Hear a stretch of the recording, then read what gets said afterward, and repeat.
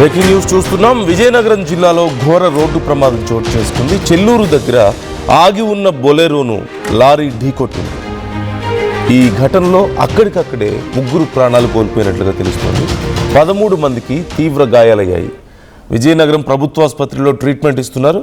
ప్రమాద సమయంలో బొలెరోలో మొత్తం 16 మంది ఉన్నారు. దేవుడి దర్శనానికి ఒడిశాలోని రాయగఢ్ వెళ్లారు.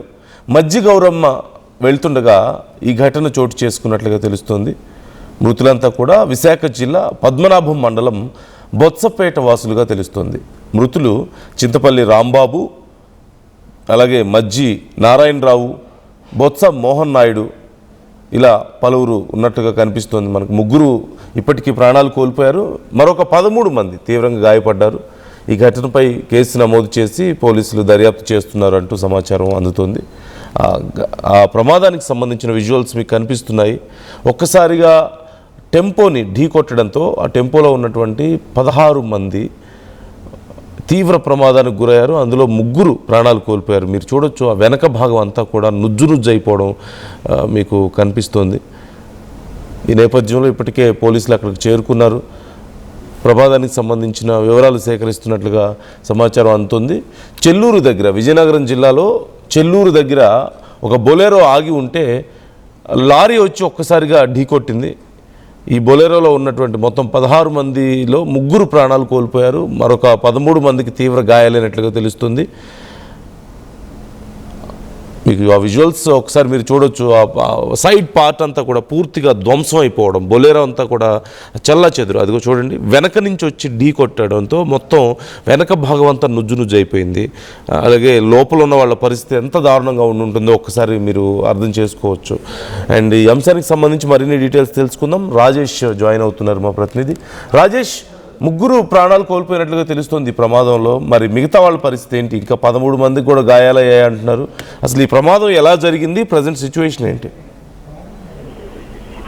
ఇప్పుడు విజయనగరం పరిసర ప్రాంతాల్లో విజయనగరం చివరి గ్రామం అయినటువంటి చెల్లూరు హైవే రోడ్డు వద్ద ద్వారా రోడ్డు ప్రమాదం అయితే రాత్రి సంభవించింది. అయితే ప్రస్తుతం చూస్తే ఈ రోడ్డు ప్రమాదంలో విశాఖ జిల్లా పద్మనాభం మండలానికి సంబంధించిన బొత్సపేటకు సంబంధించినటువంటి కొంతమంది ఆ గ్రామస్తులు సుమారుగా ఒక బుల్లెరో 16 మంది వరకు ఆ బుల్లెరోలో ఉన్నారు. ఇంకా కొంతమందిని, అంటే ఆ చెల్లూరు గ్రామానికి సంబంధించిన కొంతమందిని ఇంకా తీసుకుని వెళ్ళడానికి అక్కడ రోడ్డు పక్కన ఆపిన తరుణంలో వెనక నుంచి వచ్చినటువంటి లారీ బలంగా ఢీకొనడంతో అప్పటికే ఆ బుల్లెరోలో, అంటే ఓపెన్ బుల్లెరో అంతా కూడా ఒరిస్సాలో ఉన్నటువంటి మజ్జిగౌరమ్మ టెంపుల్ కి వీళ్ళంతా వెళ్ళడానికి ప్లాన్ చేసుకున్నారు.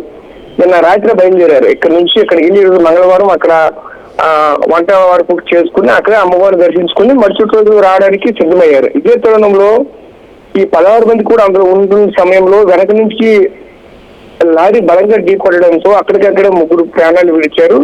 వివరాల కింద చూస్తే ఈ చింతపల్లి రాంబాబు 50 సంవత్సరాలు అంటూ పోలీసులు చెప్పారు. అదేవిధంగా మజ్జి నారాయణరావు 50 సంవత్సరాలు అని చెప్పారు. అదే ఇందులో ఇంకొక చిన్న విషయం ఏంటంటే ఆ చిన్న బాలుడు కూడా 8 సంవత్సరాల బాలుడు కూడా అక్కడికక్కడే మృతి చెందినట్టు పోలీసులు అయితే గుర్తించారు. ఈ విషాద ఘటనతో విజయనగరం అంతా కూడా ఒకసారిగా తీవ్ర విషాద స్థాయిలో ఎదుర్కొన్నటువంటి నేపథ్యం అయితే కనిపిస్తుంది నందు. అయితే వీళ్ళంతా కూడా విశాఖ జిల్లా పద్మనాభం మండలం ఈ బొత్సపేటకి సంబంధించినటువంటి గ్రామస్తులుగా అయితే చెప్తూ ఉన్నారు. ప్రస్తుతం వీళ్ళందరినీ కూడా, అంటే ఆ బాడీని ఇప్పటికే పోస్ట్ మార్టం నిమిత్తం హాస్పిటల్కి అక్కడ మోర్చరీకి అయితే తరలించారు. అయితే మిగతా 13 మందికి అయితే తీవ్ర గాయాలు అవుతాయి. అందులో 3 పరిస్థితులు కూడా చెప్పలేని పరిస్థితులు ఉన్నాయంటూ కూడా డాక్టర్స్ అయితే చెప్తా ఉన్నారు.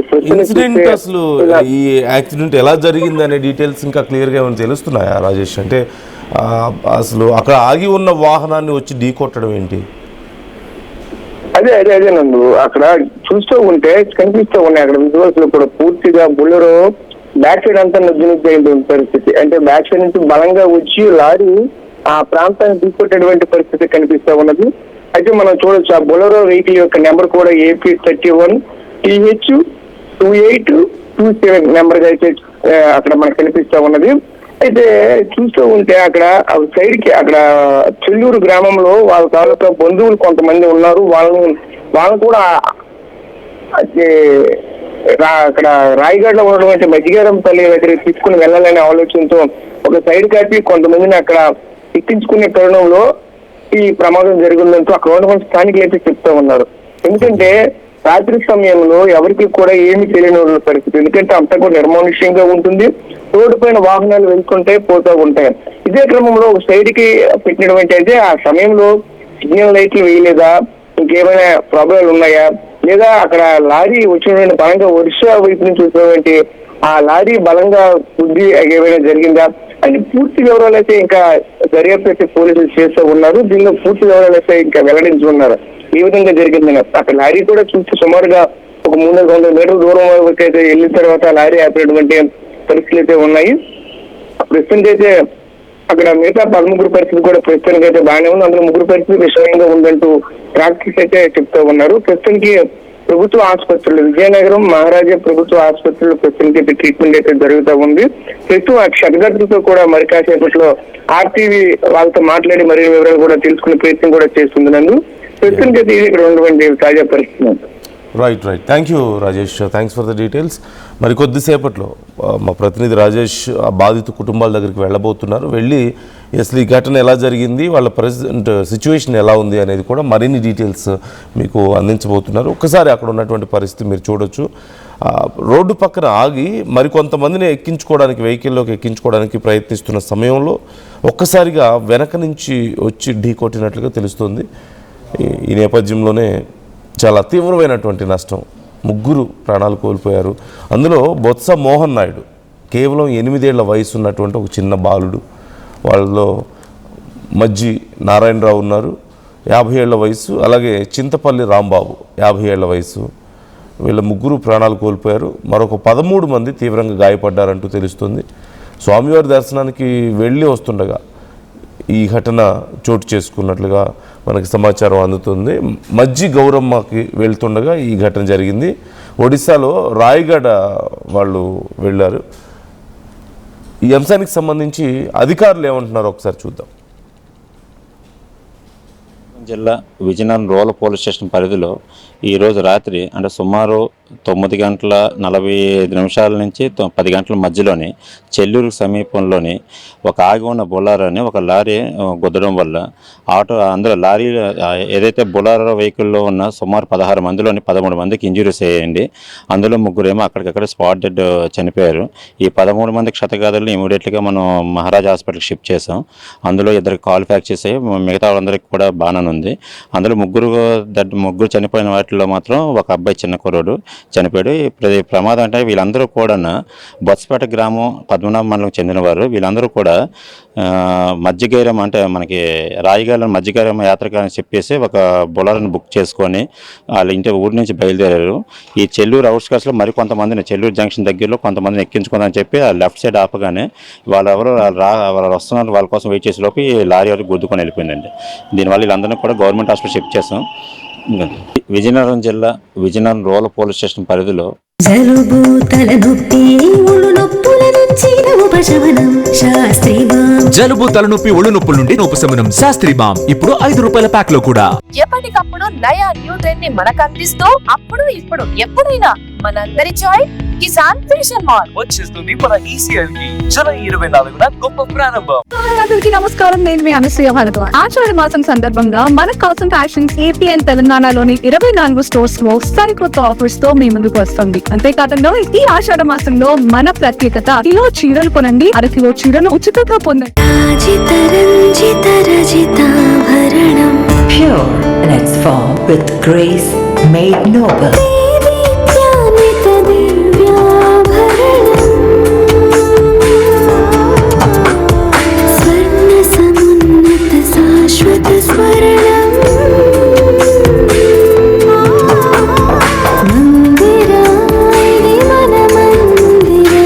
Mandira Premium Silver Jewelry by Manipali. I'm Gomati, a data scientist and a classical dancer. I'm more than one. At Anurag University, be everyone you dream to be. Tournament కి ముందు పెయింట్ ఎలా చేస్తాం?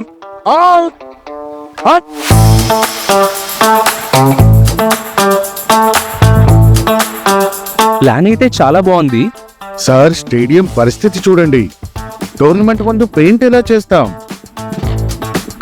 Techno paints ఉందిగా. Techno paints township, dam, stadium లేదా మన ఇల్లు, paints నుంచి painting వరకు పూర్తి సొల్యూషన్ కావాలంటే మేమున్నాం. కానీ సార్ టైంకి పూర్తవుతుందా? రోజుకు 23 లక్షల స్క్వేర్ ఫీట్ పెయింటింగ్ చేయగల సామర్థ్యం, 5,000 మంది స్కిల్డ్ లేబర్ టీం మా వెంట ఉంది. 23 లక్షల? అవును, ప్రపంచ స్థాయి రంగులు, అద్భుతమైన షేడ్స్ తో భారతదేశపు అసలైన పెయింట్ మరియు పెయింటింగ్ శక్తిని నేనే. VR Techno Paints. Techno paints.